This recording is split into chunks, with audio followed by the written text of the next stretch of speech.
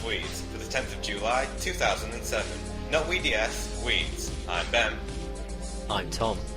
I'm James. And whether you're at home, at school, at work, or hitchhiking to Santa Monica, this is the best Nintendo podcast for news, reviews, and discussion delivered straight to your hard drive.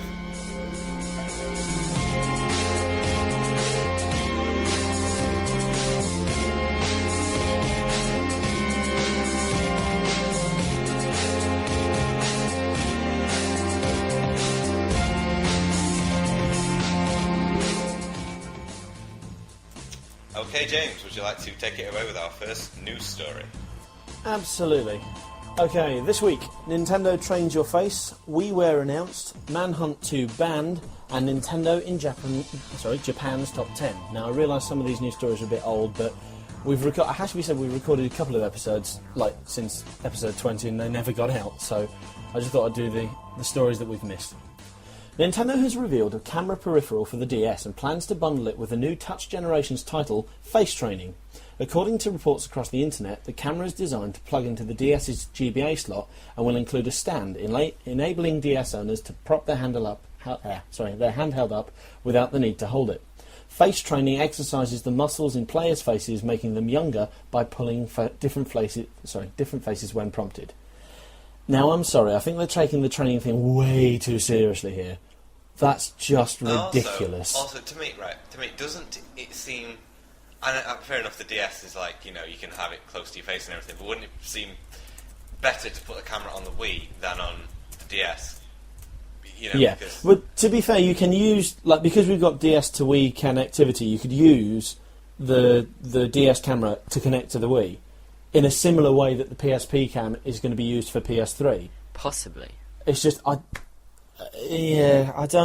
have to be said, I reported on this for Nintendo Spin, and I said actually that we've been waiting for this. This isn't that good a news story because we've been waiting for a new camera since the GBA. Because originally there was we had the Game Boy camera back in the day, and there was meant to be the Game Eye, which was the second one, and we've been waiting for that, and it never turned up. So this is just way too late.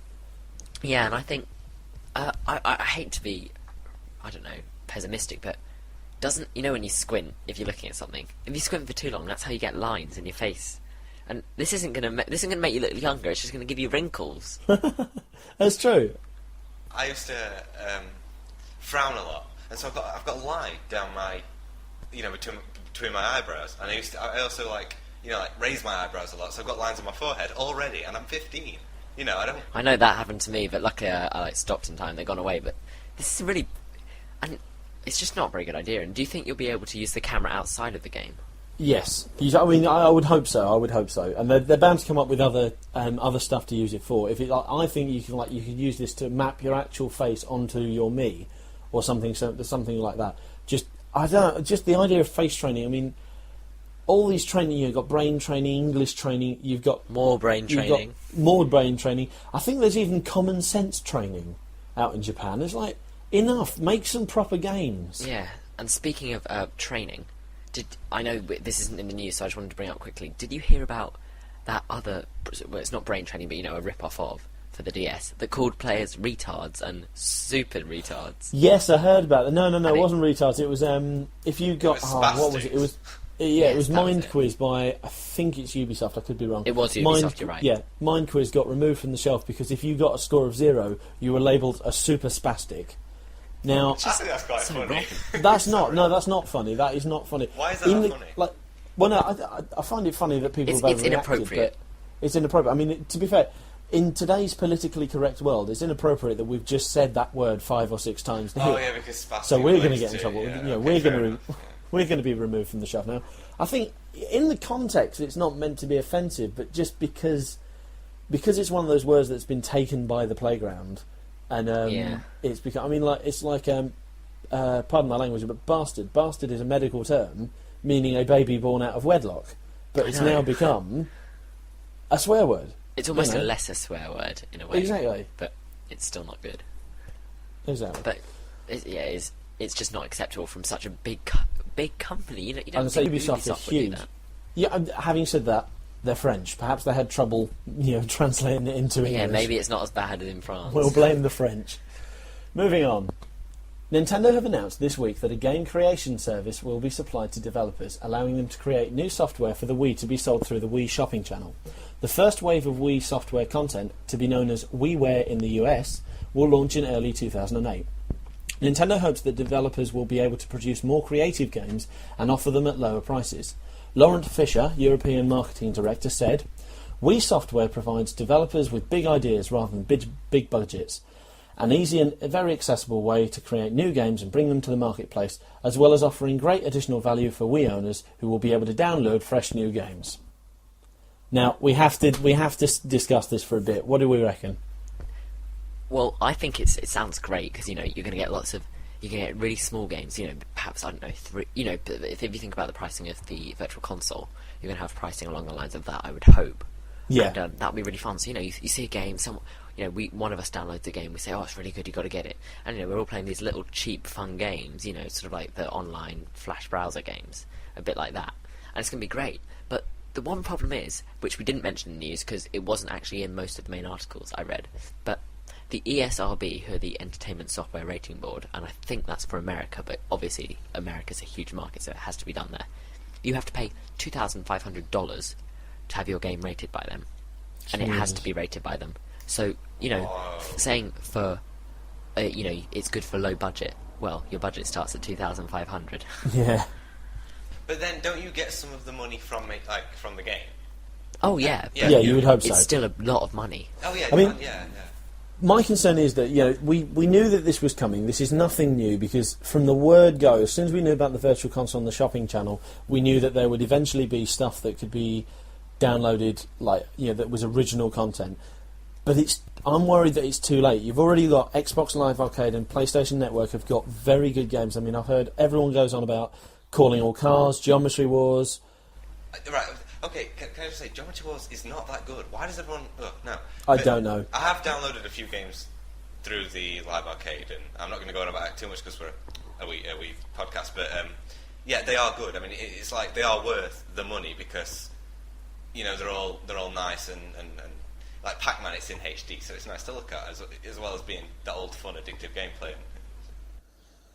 Do you think that Nintendo could release, instead of having a huge Zelda game, well, you will have one of those, of course, but you could have a small team working on a small little puzzler or something to do with Zelda, or a small little Mario game, a little side scroller. I'd rather have this new Zelda title that's coming out for the Wii. I'd rather have a new dungeon or new items or something updates onto the game rather than a new game. The only problem with that is because they're stored on a disc. It's very difficult, and because also if you put a new dungeon into Zelda, you'd have to rework the map. You'd have to do quite a lot. You'd have to add new characters. It's very difficult to do that. But listen, they'd obviously plan that from the word go. They'd be like, right, okay, so in a year we're gonna add this new dungeon, and people will be like, whoa, but we already know about it, so. They actually did that with the original, with Ocarina of Time. Ocarina of Time was originally built with disk drive hooks, which basically meant that the disk drive, which came out in Japan and flopped spectacularly.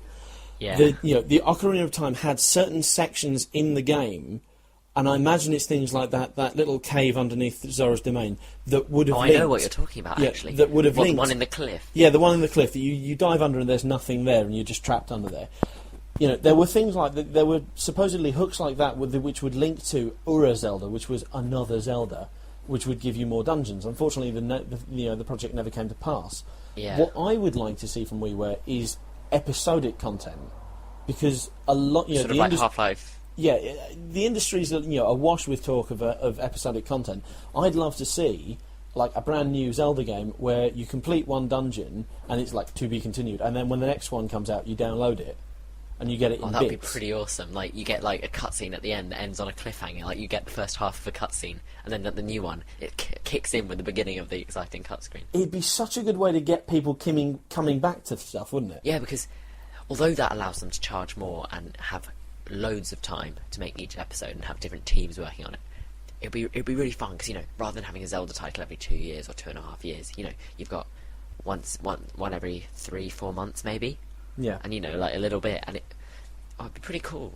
But I don't know, it's a big change. Of course, it's another step towards that all-important demo channel that we all want so badly. Oh, that demo channel, it's got to come. I mean, you know. But then Nintendo, you know, they don't give out demos on discs, so what's to say? I'm sure they'll do it eventually, but will we get any big games, or are we just going to get My Sims or Timmy's Tractor? Or... I think that one's firmly in the time will tell category. Yeah. Moving on. The British Board of Film Classification has rejected Manhunt 2, meaning that the game cannot be legally supplied anywhere in the United Kingdom. The decision was made by the director David Cook and the presidential team, namely Sir Quentin Thomas, Lord Taylor of Warwick and Janet Lewis-Jones, to ban both the PlayStation 2 and Nintendo Wii versions of Rockstar's latest title. David Cook said, "Rejecting a work is a very serious action and one we do not take lightly. Where possible, we try to consider cuts or, in the case of games, modifications, which remove the material which remove the material which contravenes the board's published guidelines. In the case of Manhunt 2, this has not been possible."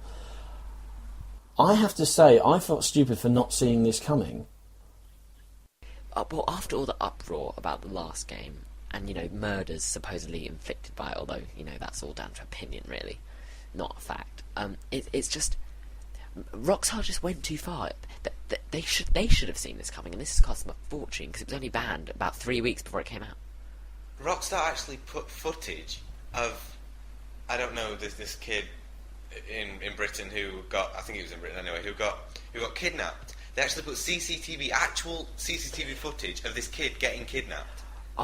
No, that wasn't. That was in Law and Order. That was Law and Order. That wasn't computer game. Rockstar. That wasn't Right, Rockstar. okay, That was the same week, though. That was the same week, so that really didn't help the Manhunt case. Okay, fair enough. But my friend is now going to go and get shot because he's just made me look like an idiot on live podcast. Okay, It's all right. You didn't need his help.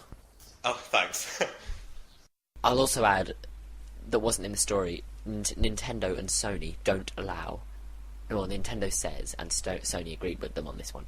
We do not allow adult-only games on our console. It's not acceptable as we are a family company. For But they must have known that Rockstar, you get the memo from Rockstar, it lands on Shige's desk, he thinks, Manhunt 2, that sounds fun, I wonder if it's like Duck Hunt, but when you hunt men. Oh well, sounds friendly, providing it's not adult-only. You know what Manhunt is. The stink the stink that the original kicked up, you wouldn't not know what Manhunt is. And they must have some form of testing where, like, a Rockstar representative goes to Nintendo and says, look, this is our game. What do you think? Can we put it on your console? It must be arranged otherwise we wouldn't have got a Wii version in the first place.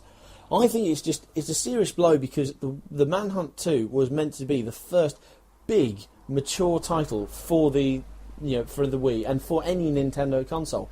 It was a massive step forward for Nintendo, and now they're turning their back on it so they don't get criticised for having such a bad game. They're basically being two-faced. There's another game coming out. It's very hyped up, and it's along the lines of Manhunt, but it's just a fighting game. Do you know what it's called? It's really, really hyped No, I don't. up.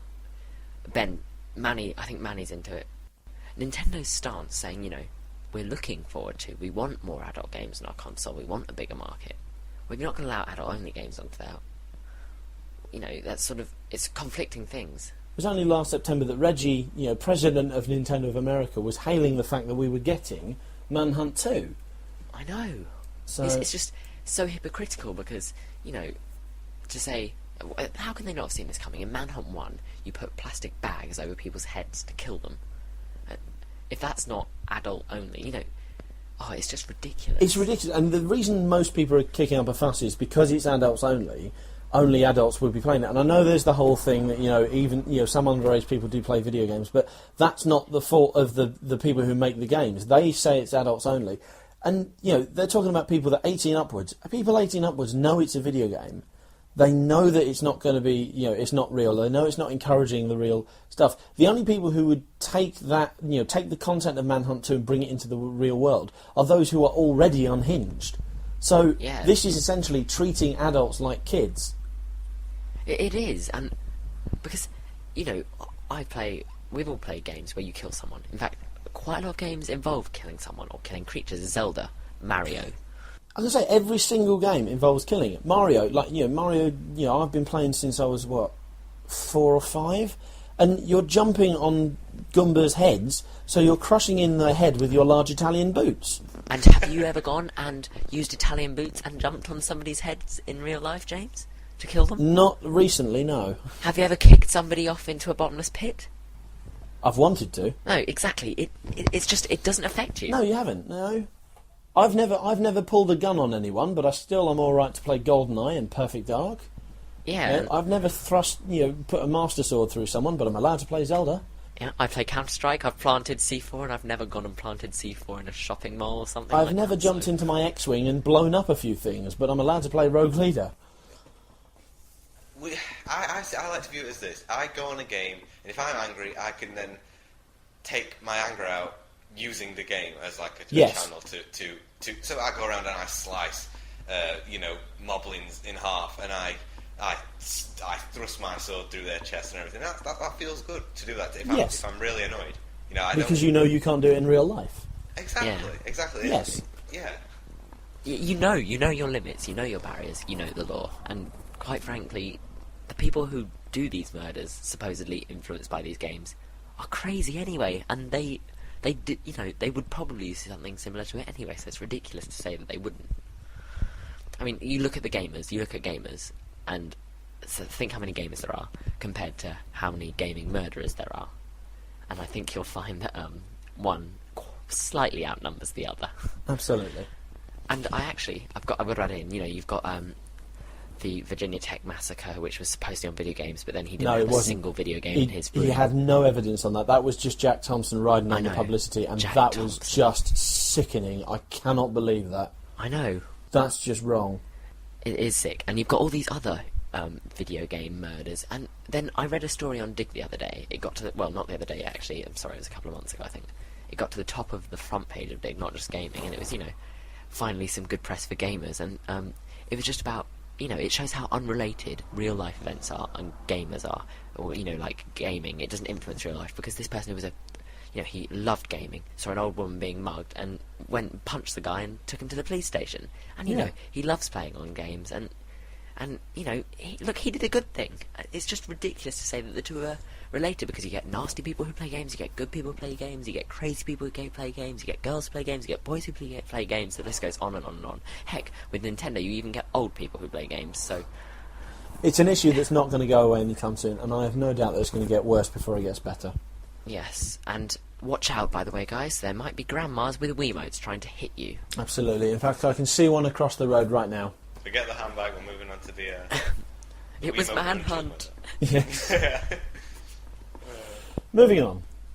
Nintendo's joined names such as Toyota, Canon and Honda as one of the top 10 most valuable Japanese companies.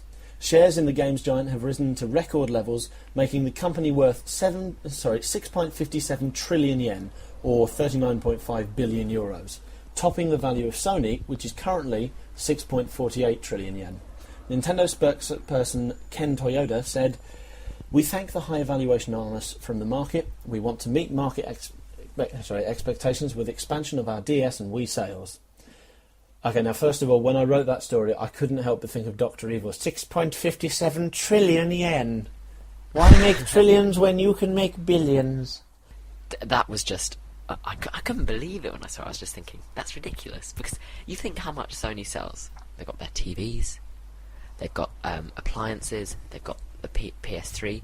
They sell the, what people might say are the best quality HD TVs, which is the Sony Bravia range. Yeah. At least in this country, they're very high thought of. And I'll agree, they are good. And if you get Sony stores in this country, and they sell laptops too, and cameras, and they sell so much compared to Nintendo, who only sell video games and stuff related to that.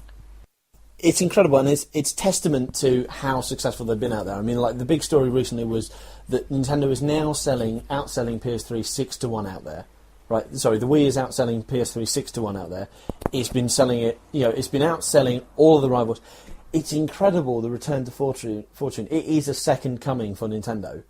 Not to sing their it's praises, amazing. but this really is a second coming. And to have it happen in their own turf is even better. I mean, if they'd overtaken the other rivals in UK or America, it wouldn't have been as big a deal. But because they're doing it in their home market, where they were once not struggling as such, but they were once second best. It's just incredible. It's absolutely brilliant. And it's amazing to think, the PS3 is selling so bad. We've got to point out, the PS3 is selling badly over there. But you've got to remember that Sony comes from there too. So it's sort of like, they're on an equal playing field. And one of them is just failing and the other's succeeding. And, I'm not being a fanboy here. It's true. 6-1. I don't think you can say that PlayStation 3 is winning. I'm going to say Nintendo DS and Nintendo Wii, so that's two consoles, are outselling together. They are outselling PS3, PSP, Xbox, the other three consoles. Is that it for the news, James? That is it for the news. Okie doke. I think that is it for the news. That is it. Always the four stories. Yeah. Now, the news where you are. With so-and-so. Okay, so announcements. Manny isn't here this week because his cousin's He's got family and food. Family and food. Hopefully not together. So yeah, Manny, you suck. Jason is not here because We can't get hold of him. yes, so that's why those two aren't here. I'm back. Tom is back after a very long time. And James, you want to mention the whole Wii message? Of course. Another reminder, because I love the idea that we came up with this. If you register our email address, which is weedspodcast@gmail.com, if you register that email address in your Wii address book, we will send you a message every time the new podcast is out, which means that you'll wake up, and I say this every single week, but I'm going to say it again, you'll wake up and you'll see that tantalising blue glow that fascinates us all, that blue glow from heaven, and you will know that it is us sending you word of your favourite Nintendo podcast. Or it could be a new channel, although that's very unlikely. I'm going to say, we haven't seen a new channel since February, have we? Although, to be fair, at the moment, our episodes are coming out as often as a new Wii channel. Very true. Racing Nintendo. Who can get out one quicker, a channel or an episode? My money's on Nintendo. I'm hoping it'll be a channel, no offence to the listeners. Yeah, we apologise for we've had a bit of a rough summer because every time we tried to get together, we either got called away. Every time we did manage to record an episode, it got swallowed up by internet gremlins. We've actually recorded about 5 or 6 episodes this summer that haven't made it, so we can only apologise for that. But as of next week, we're going to do our absolute utmost to get back to a weekly status. And we'll be coming back with an E3 special. Absolutely. Indeed. And yeah, the final announcement is something that you will have to stay tuned for. I'm going to put it bluntly. One of our many fellow hosts is departing us, and you will only find out who if you continue to listen until the end of the show. And we know the suspense is killing you. But someone's leaving forever. Yeah, the suspense, it's worse than waiting for Deathly Hallows, but that's the... Absolutely. Oh god, 10 days. Listen, don't go No, there. don't get him started. Don't get him started, please. Okay. So, what have we been playing this week? Well, I'll go first. I've been playing my Xbox 360. Well, not this week. Since the last show, actually. I've been playing all sorts. Halo, Gears of War, Crackdown, Cameo, Command and Conquer, blah blah blah. It's brilliant, good fun. Got some arcade games, yada yada yada. You don't really want to hear me gobble about that. So, James, what have you been playing this week? To be fair, I've lost track. I've got into the habit of I've been playing a different game a day, and then I've only been playing it for 5-20 minutes. So, 5 to 10, 15, 20 minutes. Just short periods. So I've been playing Zelda Twilight Princess. I'm going through that again. I'm in the Water Temple. I've been going back through my GameCube collection. So I've been playing Tales of Symphonia, Rogue Leader, Spider-Man 2. Are you playing them on your Wii? Yeah, I'm playing them all on my Wii. Although I have been playing my PSP a little bit, but only because I got back into Grand Theft Auto Liberty City Stories. Oh, have you gone out and killed some people in real life too, then? Yes, I have, yes. I hijacked a car and then I mowed down an old lady. We'll inform the authorities straight after recording. Thank you. Well, can you wait a while, because I'm going to go and hit some prostitutes and then steal their money first. Okay, and we'll get Jack Thompson on the case too. Absolutely. You don't just hit the prostitute, though, do you? Okay, let's not go there. So, we're not going to compare methods of dispatching prostitutes. Anyway, I've also been playing, and I'm getting really back into it. Morrowind. It's just so addictive, but I have to sit down for an hour or so to play that. James, you don't understand. Oblivion is so much better. I know Oblivion is better, but my laptop. If I put Oblivion on my laptop, it would blow up. Now, the trouble is, this is the really excruciating thing. I have got downstairs a demo of Oblivion. No, I haven't. I've got a demo of Oblivion. I've got my mate's copied version of Oblivion. I've got a demo of World of Warcraft and of Lord of the Rings Online. and the only computer in the house that would run it is the one downstairs, but I'm not allowed to use that one because my mum's uni work is on it. So if anything goes wrong, she would blame the games. Yeah, I know what you mean. It's like, you can't install something, it'll ruin the computer. Exactly, and having just finished university, I know how important work is to it, so I am going to, leave off for a while, otherwise I'll lose my legs. Don't play World of Warcraft, we'll never see you again. Very true. See, I've broken the curse. I've got 3. Yeah. Actually, to be fair, Marty broke it too, but that's only because she won't pay for another subscription. There we go then. I'm the host that's leaving because I'm going to go and play World of Warcraft instead. Oh, whilst killing Whilst killing prostitutes. people on street corners. Indeed. Yeah. Is that done then? Yeah, Tom, what have you been playing this week? This week and the week prior to this week, I've been playing Harry Potter and the Order of the Phoenix on Wii, and as probably most of you know, I love Harry Potter, but we will not go into that. Otherwise Thank God we'll for be that. here Actually, another 3 I hours. really wanted to buy that. Now, is it any good? Because it's like GTA Hogwarts, except there are no prostitutes. And 'cause there's no it's- murder. And there's no murder, because it's freeform. Is it any good? And is the Wii motion stuff good enough? Does it make it worth buying? Seeing as one of us is leaving, I might have to do the last ever Weeds drum roll. So, it's fantastic. Seriously, I've played nearly all of the Harry Potter games, and they're not very good, most of them. Or they are good, they just don't live up to expectations. I must say Chamber of Secrets was probably the best one. I haven't played Phoenix yet, but... See, I always liked Philosopher's Stone, because that was based on the book rather than the film. Flipendo! Yeah, Flipendo. but still, Chamber of Secrets I played it on the PS2. It was a beautiful looking game for its time. It was one of the first things on there. I had but that, yeah.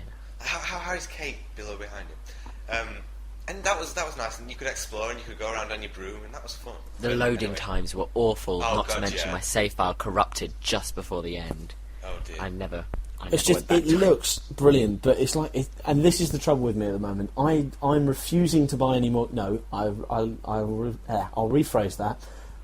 I don't want to buy any new games because I know I won't play them. I may be playing like 5-10 minutes every day, but I That's just haven't not had a enough, is proper gaming session for a very, very long time. So I don't need to buy any new games, but I really fancy buying Harry Potter simply because it looks so good. If you've got the money, you should buy it, because you say, oh, I've only got 5-10 minutes. You'll make time for this game. I certainly did, because I'm just so busy the last couple of months. But if you want to make time for something, you will. This game is fantastic. There's no loading times, apart from when you click on your file, it loads for, not long, less than a minute, maybe less than 30 seconds. I honestly can't remember, but it's not long. You don't wait long. You might look at the Wiimote for a second, then it's up. And the whole game, it's just there. It's at your fingertips. You can run around the whole of Hogwarts, which I've got to mention. You might think, oh, they say it's huge, but it probably isn't. It is huge. It's ridiculously big. But not so much that it's annoying, because I love running past everything, and it's just the right size. It's fantastic. You can see everything in so much detail. And I think it was IGN who said you can see the slowdown when it's loading a new bit, when it's streaming a new bit. And I was like, I haven't seen that. And I've run around the whole of Hogwarts, and I honestly can't say I've seen it. But did they say that was on the Wii version or the other? They said it was on the Wii version. Oh right. But to be fair, I mean, like, sites like IGN get debug mode, so they get like a review copy, months before the retail version is I know. put out. So you never know that they might get a different version to us. But I'm being honest here, it's really good, and I know I'm a fan. I'm probably a bit biased. You might not enjoy it as much as if you're not, but you get to cast spells with the Wiimote. You do the motions. You shake it left and right to do incendio, so that lights candles and it sets things on fire, burns away trees and stuff. And it is. I don't know. Some people might say the DA bit is repetitive because there's a bit which I've nearly finished. It's quite near the beginning, but I haven't had too much time to play it. But I've spent a good few hours on it since I got it, which is saying something considering the amount of time I have for games recently. But you go around and have to get all the DA members into the meeting, and people think, oh, that's so boring, but it's not, because it may sound boring, but you've got a different task to complete for each of them. So one might be to defeat Crabbe and Goyle, who are bullying them, so you have a duel with them, which I'll admit, on hard mode, took me 3 goes. I don't know if it's because I was tired or my batteries were low and, a bit unresponsive, but Or it could just be because you're rubbish. I was very ashamed to have taken 3 goes to defeat some stupid people. Because and that annoyed me out a bit. It's not true to the books. You know, Crabbe and Goyle couldn't cast a spell if McGonagall was holding their hand while they cast it. They're much better in the game than they are in the books, but I suppose it provides a challenge, and you have to save Susan Bones from them, and then you have to find the talking gargoyles for Seamus Finnegan, and there's just a huge range of things to do, and honestly I cannot wait to get to the big final battle scene. I won't go into any more details, but there's a big final battle scene in the book and the movie, and I know it's included in the game, and apparently it's very good. So I think if you like Harry Potter, or if you want a new Wii game, or if you like you've been thinking, I don't know whether to get it, I don't trust the reviews, don't know how good they are, heard mixed reviews, graphics, loading, I'd get it. And you can always take it back. If you go to game, they've got a 10-day return policy. They haven't anymore. They haven't. Oh no, they haven't. It's got to be unsealed, hasn't it? No, go to HMV because they've got a 28-day return policy. Yeah. Can it be unsealed? Yep. But you can only exchange once. And you get 10% student discount. Tom, I hate you because now I know I'm going to buy that tomorrow when I go into town. You utter Nice one. jammy. Yeah, you'll be like person. you'll swipe the card, because if you use the card, it never feels like you're spending money, which is a really, really bad thing because you just spend. But, Yeah, I know. You'll hate yourself for spending the money and be like, oh, I didn't need this. But then when you play it, you'll love it. And if you go, bear with it seriously. There's about 5-10 minutes of tedious bits right at the beginning in Grimmauld Place, and it's almost like a bit of a tutorial. It's like Hermione goes, "We need to fix this room. Molly asked us to. Push these things to the other side of the wall using Depulso," and then you get taught Depulso, and it's like, "You need to use Reparo to clean up these broken plates. Follow me." I like tutorials that have you doing something rather than... the worst tutorial I played was James Bond 007 Everything or Nothing, when you're in this virtual reality building. And it's just like, do this, try this, do this. And it's like, no, I'm sorry, this is just wrong. Bond does Fire not the grapple at the top of the... exactly, that was just horrible. Squares, wasn't it? It was quite a good game, but it was a bit odd in third person. Oh no, I loved it in third person. I hate... No, some games are just not... But it's really difficult to aim when it's all lock-on and stuff. Enough. It's quite difficult. Fair enough, the aiming, but James Bond is one of them games where you love to see him, grab a terrorist or whatever, and blah blah blah, or Splinter Cell. That's in first person, that just wouldn't work because it's not that type of game, is it? It's just some games that. Yeah. Have you been walking up to people in the street recently, Ben, and attacking suspicious-looking people? I do it all the time. Before I play games. There you go. Ben's the host that's going to be leaving because he's going to be arrested. Yeah. Yes. They've already signed me up for juvenile, but that's Absolutely. another story. Juvie.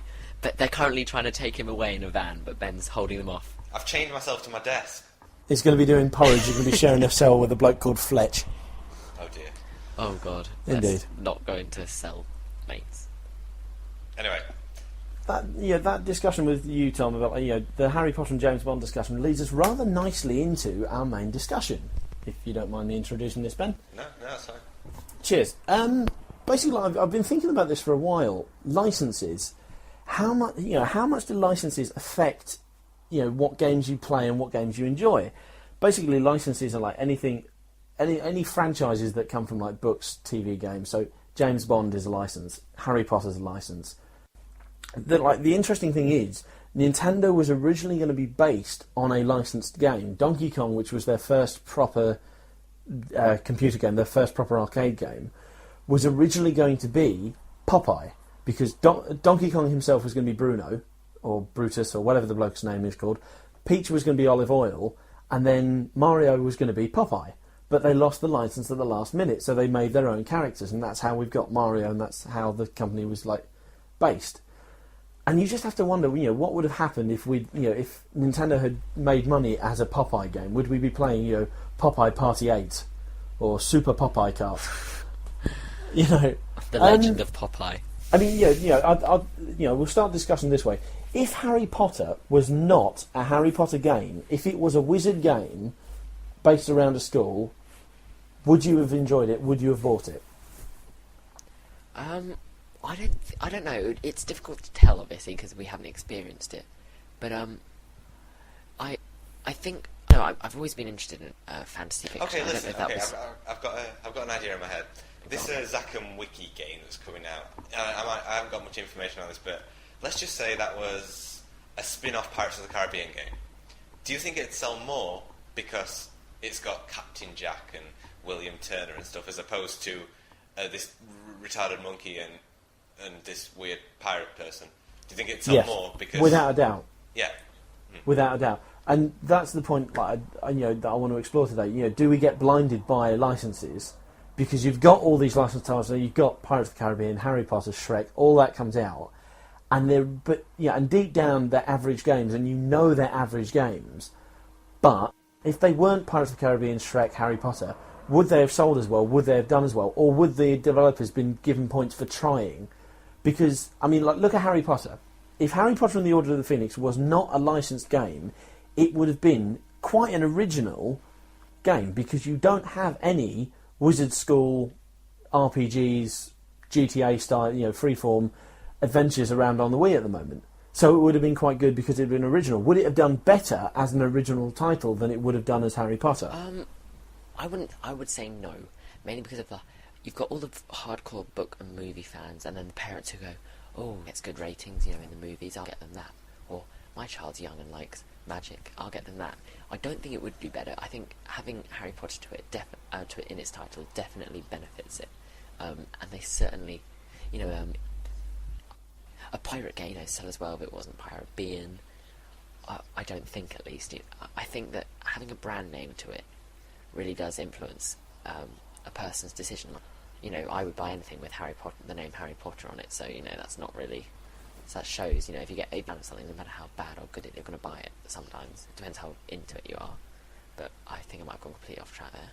Yeah, you can't be denied that the license does affect it, and you're buying it because you're a fan.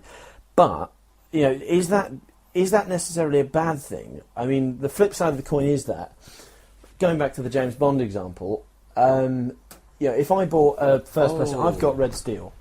It doesn't thrill me. I'll be perfectly honest. It's a really good game. It's fantastic, and the way it controls is perfect for a first-person shooter. It's brilliant for the pinpoint accuracy. But because I'm just some random character that I don't know, I don't feel as engaged with Red Steel as I do with James Bond Nightfire, which, if you look at it as a game, in terms of gameplay, in terms of design, in terms of everything, Nightfire is the weaker title. It's not as good a game because you've got very linear levels. The gun sounds are rubbish. The AI is not brilliant. It's blatantly a third-party knockoff. Just using a license to sell it. But I enjoy that more than Red Steel. James, what you're saying is if we took the Red Steel gameplay and level design, etc., but stuck James Bond and a storyline from James Bond onto Red Steel, that sort of thing, you'd say it would sell better than Red Steel. Yes, yeah, and I would say I agree 100%. It would sell better, but it would also it would be more enjoyable. Certainly to me, because I'm a massive James Bond fan. It would be more. I would have enjoyed it more if it had been a James Bond film, book game thing. And that, I just find that interesting, because no one ever really discusses this. No one ever really looks at licenses. Or when you're looking at magazines and websites, they just say, "Oh, licensed game, not going to be worth dealing with." But I think the license in itself makes it enjoyable to play. The Harry Potter game again. I'm interested in that because I'm interested in Harry Potter. But I wouldn't be overly interested in a game that has you as a wizard wandering around a school. I could name them. Here's something interesting. Are you guys all near your games collections? Can you see your games racks, or do you know your games racks? I can. Roughly, how many of your games could licensed games include Mario compared to the ones that aren't? Zelda. Oh, I have absolutely no licensed games. Really? Could licensed games include Mario and Zelda? Yes, and I was going to say, by extension, game franchises are essentially licenses. Mario is a Nintendo license. Alright, well, let's see. I've got Halo 2. Ooh, I'd say... Subtle Halo reference there. Well done, Ben. Well, no, I'm going down the list, but no, I'd still say I've got more... Oh, I suppose Dragon Ball Z is easily licensed. I'd say a 60-40 to non-licensed games. See, I think the vast majority of mine are licensed games. I've got, like, games-wise, I've got Mario, Smash Brothers, Metroid, Zelda, Luigi's. You know, film-wise, I've got The Simpsons, I've got Spider-Man, I've got Star Wars, I've got James Bond, I've got The Godfather, I've got, you know, I've even got Tom Clancy, and Tom Clancy's a really interesting license in that it's a book. And now this is something very interesting that I find about licenses. Tom Clancy is a book license, and all of his games, with the exception of the original Rainbow Six, have nothing to do with his books at all. So why have they got that license on? Because doesn't he write them? Doesn't he write the storyline? No, not to my knowledge. No, the only reason his name is on it is because he researches the weapons, and the weapons are all like realistic and absolutely up to date. But you know, it's if you see Tom Clancy, you automatically think of the books. I don't. I didn't even know he wrote books. Well, there you go. You know, see that also shows how like licenses can change. I mean, like Harry Potter again.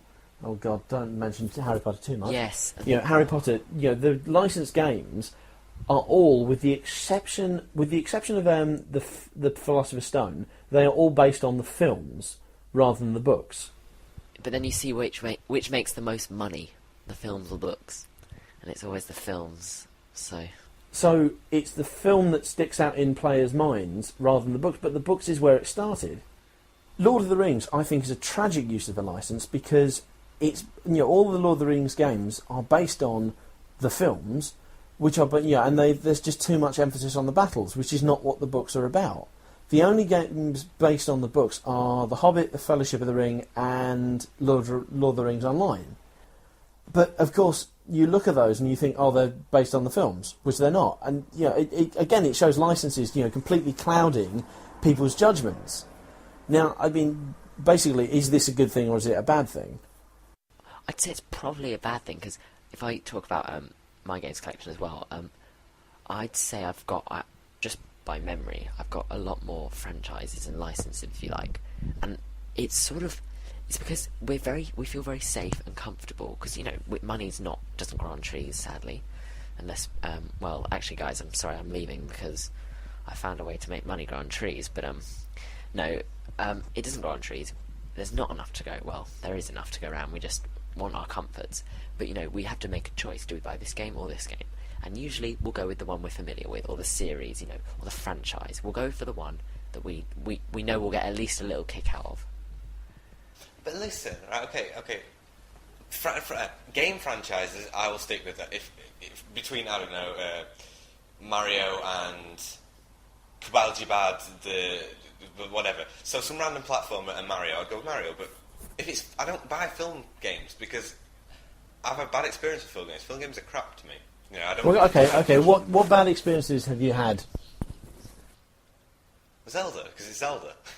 What about medieval game or Zelda game? But that's game things, because we know that Mario's going to be good. Exactly, we trust it, we're comfortable with it, and because it's a successful franchise. But, you know, you might be missing out on these lost gems, buying the ones that, you know, they're good, and you think they're great, but then when you play this game, you might think they're nothing compared to it. I'm going to say, like, the difference is, like, you know, game franchises, I'm quite happy with those because they originated as games, but I find, and it has to be said, when I sit down and look at it, licensed games, film licensed games, unless they've had a lot of effort put into them and they're any good, they're quite derogatory towards gaming as a whole, because gaming started out as its own media, and nowadays, you know, there's a big argument about whether or not it's an art form, and there are games that could be considered art. Capcom's Okami on the PS2 is a really artistic game, and it's incredible.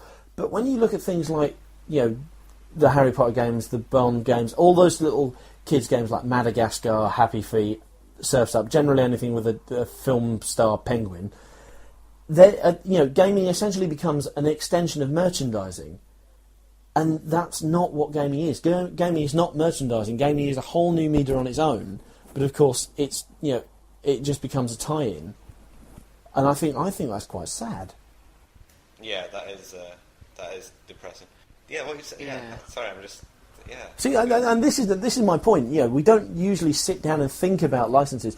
And I apologise to the listeners now if this is like a weaker main discussion than usual, but I really want to discuss this because, no one. I've listened to podcasts for months, and no one really discusses licenses, and they're such a big part of gaming nowadays.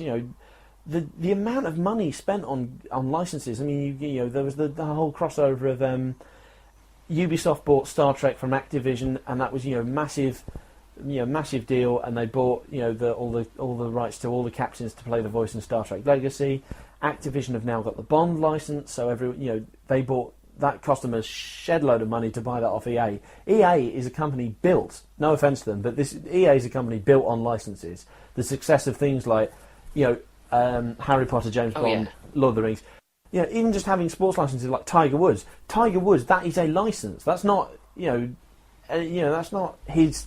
He's not making that game. It's not like Sid Meier's Pirates, Tiger Woods Golf. It's Tiger Woods, as in, they've bought his name, they've bought his face, and they've slapped it into a game. It's a license, and that makes people go out and buy golf games.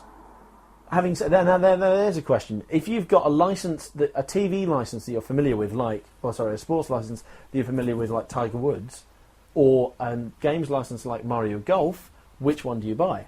I don't know, it depends, you see, because I think people who buy a Wii one, who buy a Wii, might go towards Mario Golf, because it's a bit younger for the younger people. It's got loved characters. I don't know. Well, I think we need to wrap this up now, because I think we've basically covered all the points. Basically licenses, they do cloud it. In my opinion, they do cloud our judgment. Yes.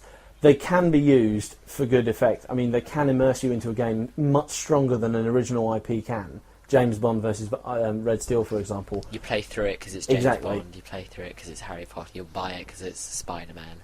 I mean, in that light, licenses almost become role-playing games in themselves. James Bond may be a first-person shooter, but it's slightly role-playing because you are playing the role of James Bond. You want to be James Bond. But I'm sorry, I find it a lot more interesting to get a new game, a brand new, never even, like Chibi-Robo. I got that for the GameCube last year or whatever, and I find it so much fun to be running around as this random little robot, and, that's never been done before. Or, okay, it's 360, but Gears of War, fair enough, it's a shooter, and it may have been done before in the shooting sense, but I don't think it's ever been done where, you've got these aliens coming out of the ground, and it's really sort of on edge and stuff, and Marcus Phoenix is a brand new character, and I find it a lot more fun to become immersed in him rather than, oh great, it's so and so, I've seen him before, but hell, let's do it all again anyway. It is it's everyone to their own taste and all that, but it does vary from person to person. So, but yeah, okay, so let's move on to the awesome Smash Bros section where we discuss the latest Smash Brews. Smash Brews. They're coming in orange. Bros. That would be great. An adults only version of Smash Brothers, Smash Brews, where every time you hit them, they actually develop a bruise or a black eye or start bleeding from the nose. Or Super Smash Bras, where you hit people with bras. And of course, now that we've said this and we're gamers, we're all going to go and hit people with bras on the street. I think that's a little disturbing, Tom. You shouldn't have possession of bras. It's like, bags rated M Summers! Whoa! Yes. Anyway, no, a double G cup, no! It's a Wonder Bra! I'm blind! Okay. You can imagine the end of match commentary. Then Mario was concussed by a Wonder Bra. Yeah. Fantastic. Okay, right. So the first thing is Giga Bowser. Wow, have you seen a picture of Giga Bowser? I have seen the shots. I never actually got to Giga Bowser in Melee, and I feel ashamed to say that, but I never. He never looked this sick. He looks an absolute sicko. Oh my god! I just want to get that Super Ball thing and raw. It's fantastic. That is crazy. For the people I'm that just looking haven't at been now. following this, there's a new item called a Smash Ball, which changes you into like a different character. Now, I don't know if that's going to work on every single character because, as It's far all as I transforming can you tell, into a different form of your Giga- current character. Giga Bowser's the only character that I've seen do this.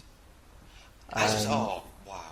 but it just looks Visually, vicious. though, I mean, you know, This game graphically, looks he looks amazing. scary as well. I think he actually You know, looks. If Bowser looked like this all the time, he'd probably have a lot more help. You know, he'd be better at kidnapping princesses because they just wouldn't be able to run. They'd just be frozen to the spot in fear. And the size of him, he just looks up. You know, he takes up the whole arena basically. If you look at the picture I've just put in the chat, guys, and we've got to put it in the show notes because he looks like, look at the red hair. It's Ganon. It's almost Yeah. a mix between Ganon and Bowser. What is evil about red hair? I mean, what does the world have against ginger? It's just not natural in the shades that. Whoa. I'm not offending It English is. people. It Sorry, is a I don't mixture mean of it's not Ganon. natural. And that is very Ganonish. I mean, he's even got the green skin and the evil eyes. Yeah. If you actually hold up your hand to the screen, I don't know why I'm actually motioning because you can't see me, but if you hold up the hand to the screen and get rid of his nose, it looks like Ganon's face. It does. That is He cool. does it Oh, all. I've spotted their secret. I've spotted their secret. That is awesome. Well done. There you go. That's the secret. All bad guys have to have green skin and red hair. So I mean, this is really cool, and certainly, you know, if the prospect opens up to like other characters can change. You know, if like Samus, for example, could become, I don't know, Dark Suit Samus or Phazon Samus. Or maybe when Zelda, now when she grabs the Smash Ball, she becomes Sheik, and like, you press A and she just runs around and manic attacks everyone with lots of quick slashes.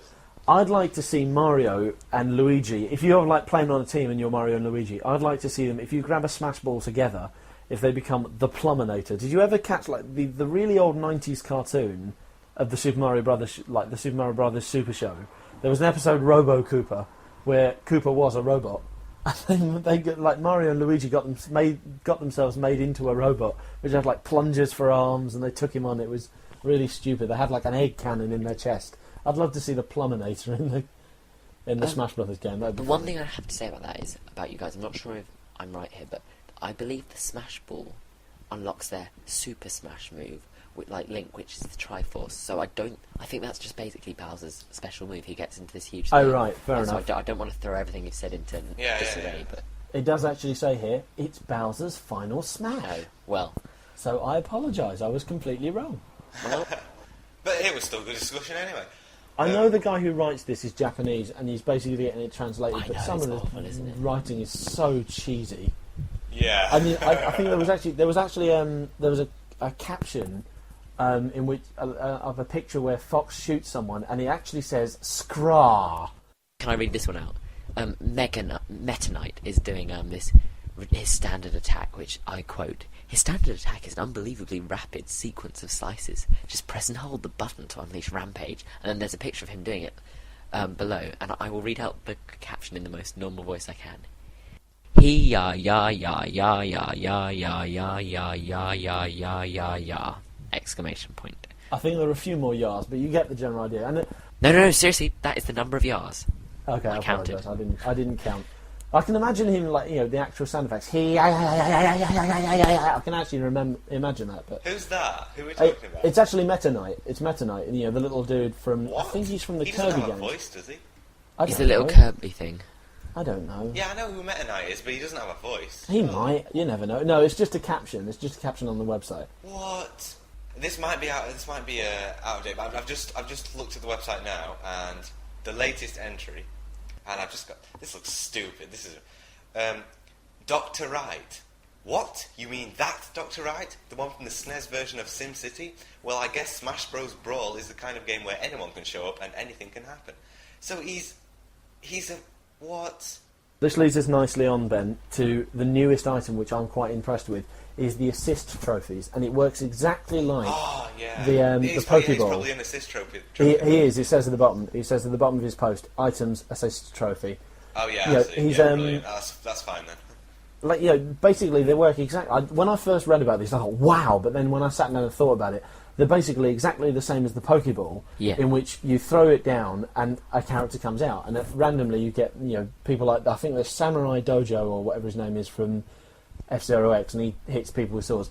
I actually like Dr. Wright's power because he points at the ground underneath the character, and then suddenly you get like 4 or 5 skyscrapers suddenly appear, shooting people up into the air. I think that's quite cool. Yes, and you can see like the faces smashing into the screen or flying off into the background. Apparently, the Nintendog from the E3 trailer that takes up the screen is an Yes, I heard assist that trophy.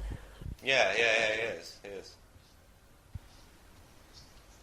Yeah, that's quite cool. And granted, it's only an expansion of the Pokeball item, but it's still something new-ish.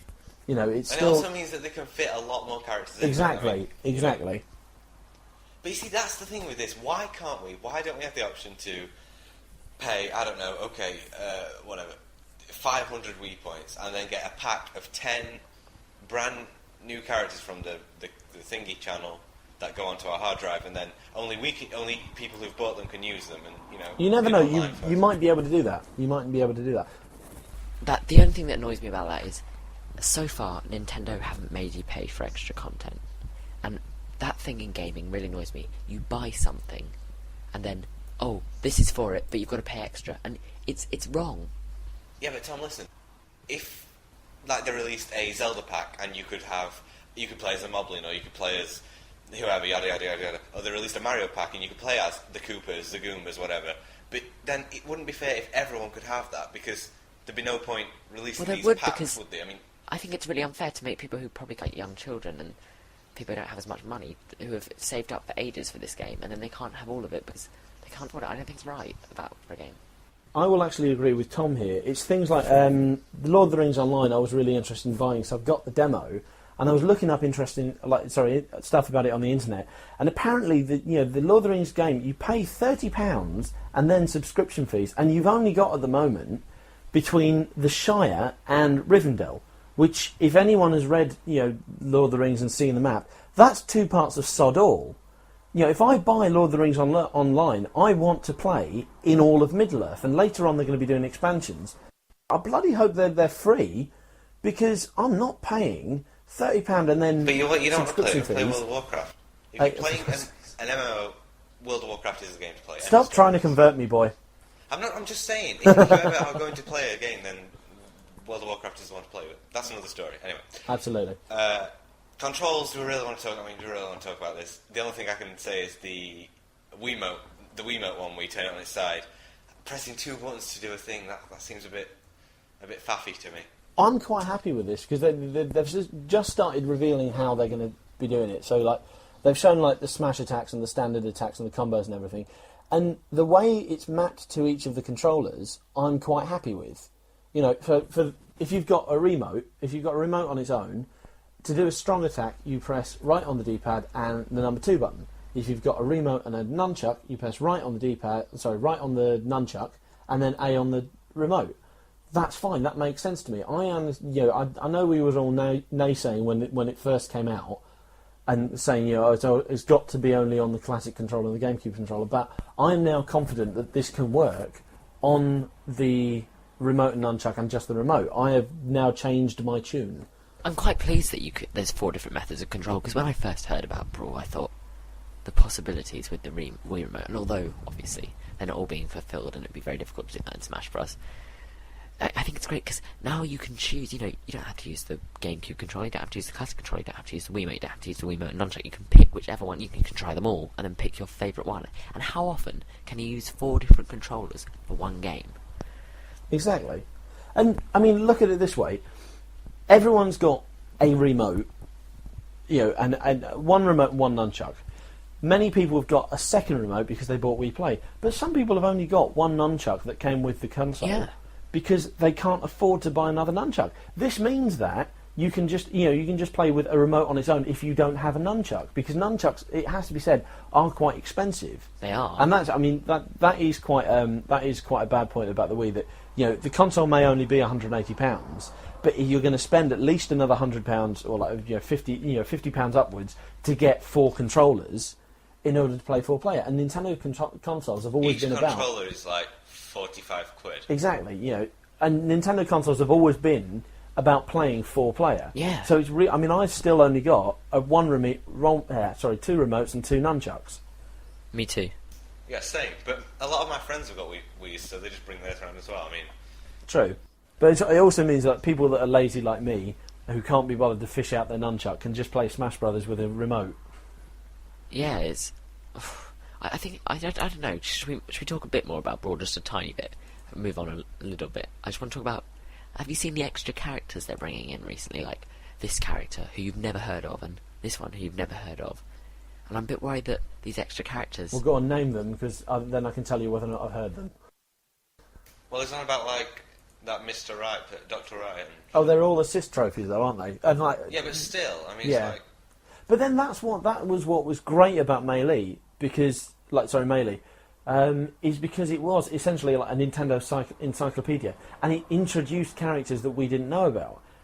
Roy and Marth, I didn't know about those until Smash Bros. Melee. They're from the Fire Emblem series. Sure enough, once Smash Bros. Sells well over here, then the GameCube gets the first ever UK port of a Fire Emblem title, because now that we've been introduced to the characters. Sorry, I lied. They are all assist trophies, not characters. I'm being an idiot. Serves me right for not reading them properly. Oh, hold on, this is annoying. I'm just looking at the controls here. Okay, on the Melee, on the GameCube, I think it was like, Y to jump, A to do melee attacks, and B to do special attacks, like, fireballs or guns or whatever. In this, it's all done with the A, or, it's like, you don't use more than one button. That's only what's been revealed so far. No, but look, Smash Attack, where he does a fireball, that was normally... Smash Attack was always A. I'm sure he never used to do a fireball for his Smash Attack. So He did. On Melee, if you Smash Attacked right or left, he released one fireball. Oh, okay. So, Fair again, enough, then. shush. Right, well, I mean, this is the thing that we haven't pointed out yet. We're recording this the day before E3, and tomorrow we will have the E3 conference, so we may well see, and the Nintendo conference is tomorrow, so we may well learn a lot more about this, and we certainly should. Oh, I hope we can, yeah. Yeah, we should learn a lot more about this tomorrow when this is out. So, by the time everyone's listening to this, E3 will have come and gone, so they'll know more than we do. But you'll get another show very shortly afterwards. Yes, absolutely. We are planning to record a show either tomorrow or Thursday, I believe. It's up to you, Tom, because I'm not with you, am I? So No, and I you've won't got be to here on get, Thursday. You've got to get Manny and Jason together, and so forth. Last one was Bridge of Eldin. Oh, yeah, this one. Yeah. Bridge of- Oh, how do we miss this? Bridge of Eldin. Wow. Now, this is pretty good because it looks gorgeous. This shows how good the graphics are on Smash Brothers, because it looks gorgeous and it looks exactly like it did in Twilight Princess.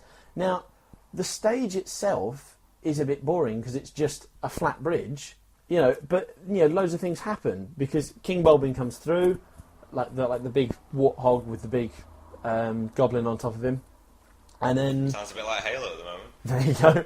And that would be cool. A warthog. I want to see a Halo warthog going along the Bridge of And Eldin. it just like drops a plasma grenade and it just goes boom. And like the bridge warps away and then warps back.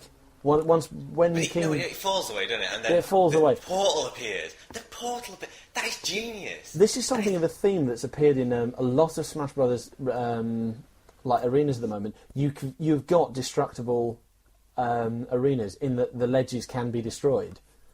So it's good to see that at least one of them will have the arenas coming back. Okay, so that's that. Bridge of Eldin, brilliant. Looks nice. Okay, moving on. The Virtual Console release dates, just release dates in general. I do not have these prepared. Does anyone else have these? I do. Sonic the Hedgehog 2 was certainly one. Right, basically, I think we got 4.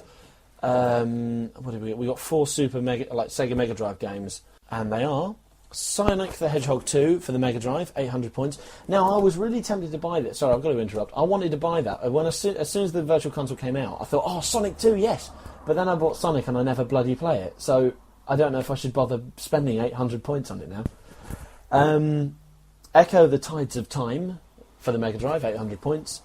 Golden Axe 2, Mega Drive, 800 points. And I lie, there wasn't 4 Mega Drive, it was the fourth one was TurboGrafx 16. It was 600 points for Dragon Spirit.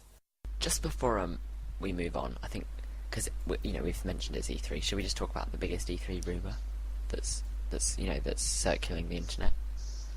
Go on concerning then. What's that? Nintendo? Well, just in the last few days, a very reputable source has contacted n-europe.com, I believe.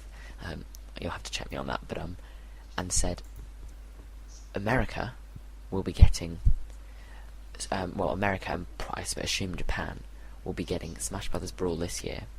Europe will not, but at the end of this year, of course. And Europe will be getting Mario Kart Wii at the end of this year, and we'll be getting Brawl in spring when they get Mario Kart in spring. See, okay, right. Rumor or not, I don't care when we get games, as long as we get something to compensate for not getting something. So, if I'm fine with that. That's fine. That's good. Brilliant. See, I'm not too sure about that. But I think that is wishful thinking in that we've not seen anything of Mario Kart yet. I know. When you've got Smash Brothers, Metroid, and Mario as 3 big first-party titles that we haven't got release dates for, and we haven't seen those yet. And yet they're saying Mario Kart, it's coming to Wii, it'll be out.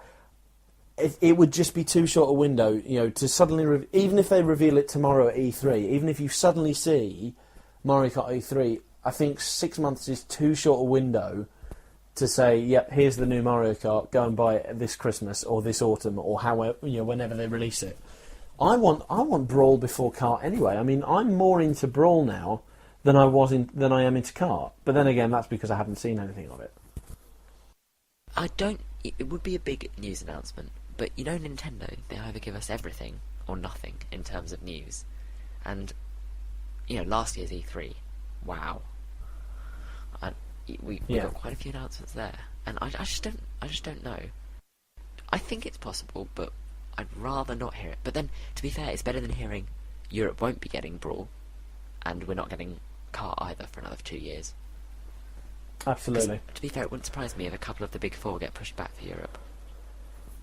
Yeah, I think there's already whispers of Mario Galaxy is going to slip again, and Metroid's going to slip again. No, Metroid won't slip. Yeah, I don't think Metroid will slip. Oh, I've been looking at Metroid recently. I didn't know anything about this whole Phazon corruption thing. Did you not?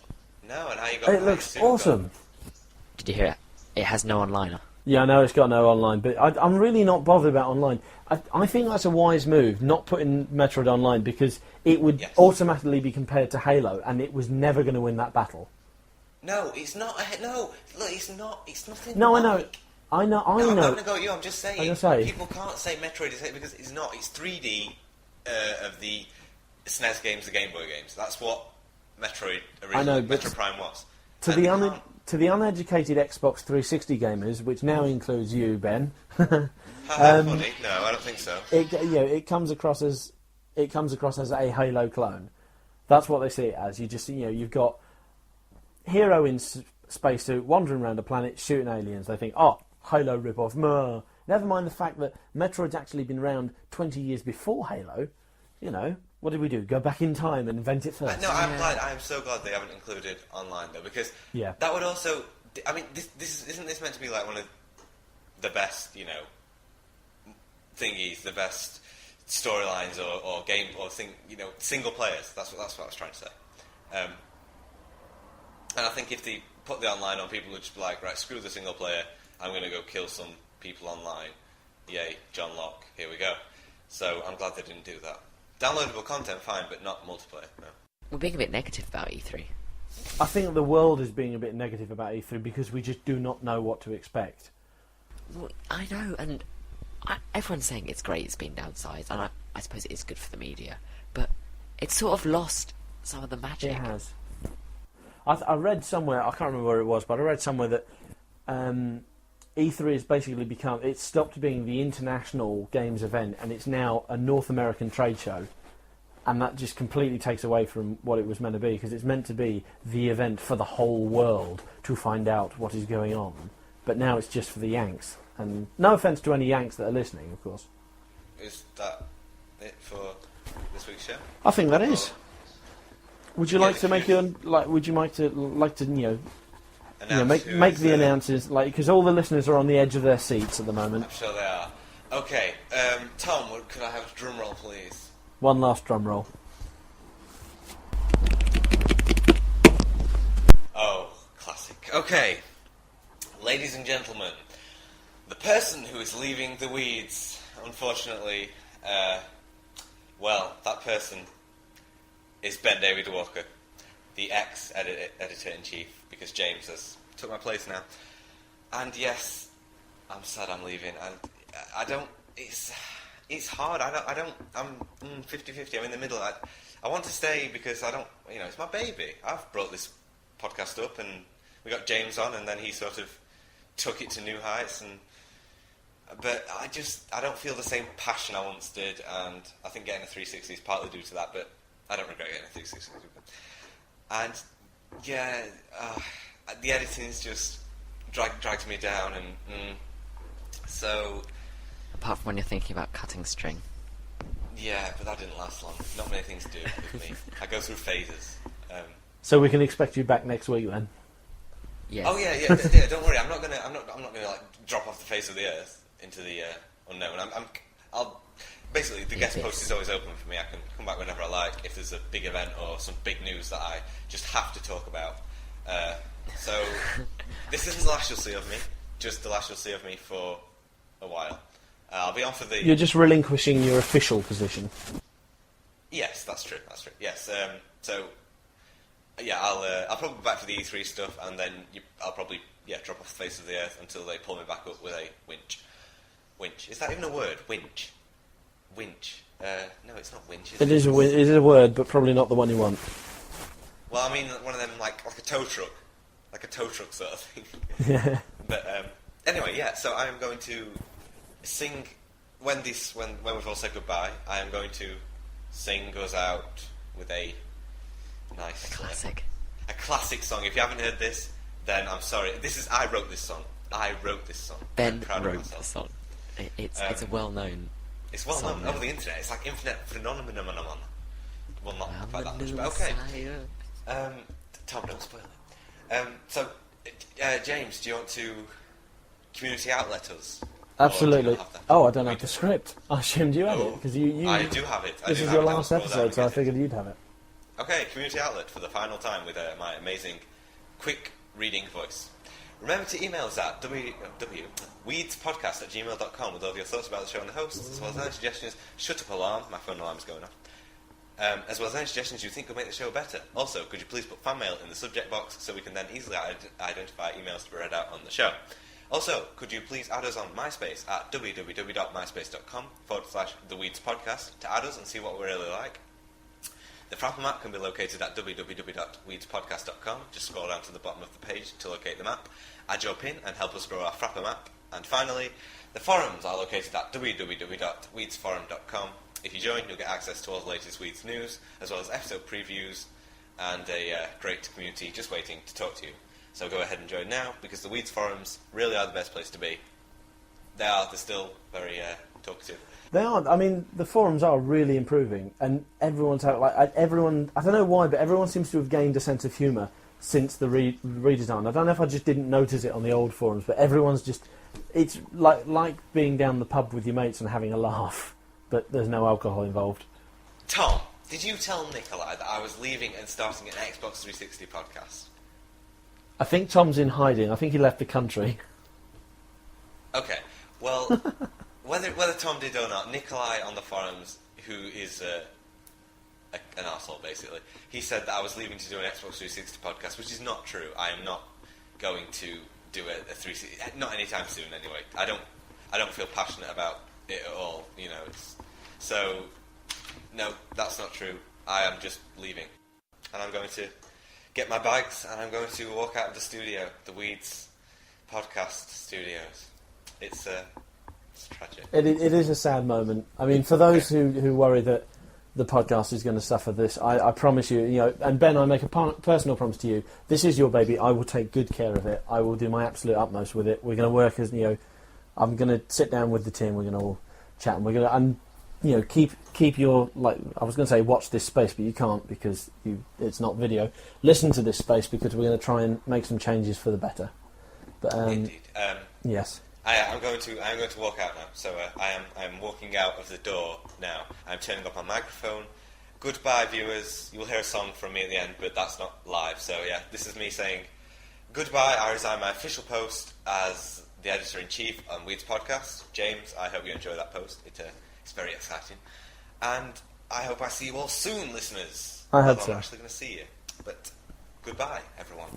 Bye. And there he goes, a legend of amateur podcasting. He's shut the door, he's caught his coat in it, so he's opened the door and he's shut it again. And we can see him walking up the door, he's approaching the road. He stands thoughtfully at the curb, looks left and right, walks out, and oh shit, he's been hit by a bus.